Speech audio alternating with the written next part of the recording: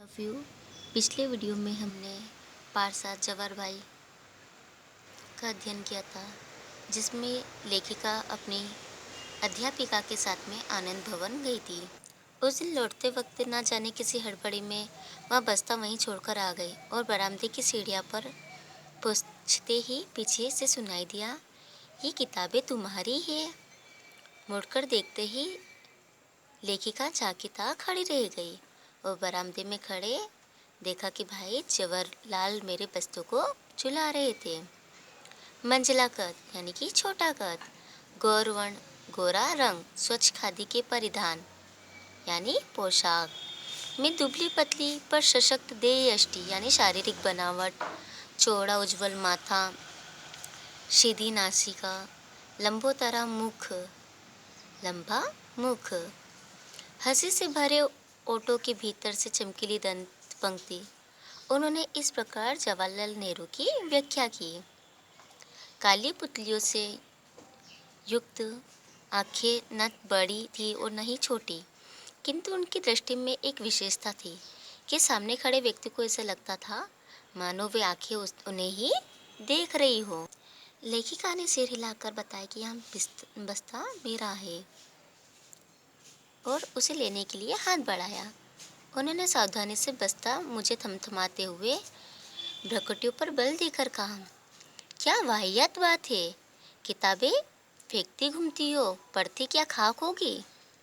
भाई जवाहरलाल जी की मुख से क्या वाहियात बात है, मैंने अनेक बार उनके अवसरों पर सुना है, क्योंकि वह हमेशा यही बात कहती है। हर वाक्य पर उस हंसी ही आई है। एक दिन मोटर दुर्घटना में मेरे पैर की हड्डी टूट जाने पर भी उन्होंने कहा, क्या वाहियात बात है, तुमने अपना पैर भी तोड़वा लिया। मेरे कई महीनों तक अस्त व्यस्त और बीमार रहने पर भी उनकी यही टिप्पणी थी, क्या वाहियात बात है, तुम अक्सर बीमार हो जाती हो।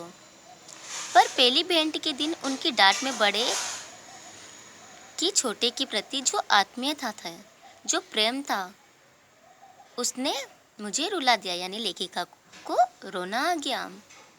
7वीं कक्षा के विद्यार्थियों में जितना ज्ञान कम होता है, उतनी भावुकता अधिक होती है। किसी छोटी लड़की को रुला दिया, यह विचार ही उनके पश्चाताप के लिए पर्याप्त था। अतः मेरे कंधे थपथपाते हुए और किताबें सावधानी से रखने का उपदेश देते हुए मुझे जवाहरलाल जी ने तांगे तक पहुंचाया।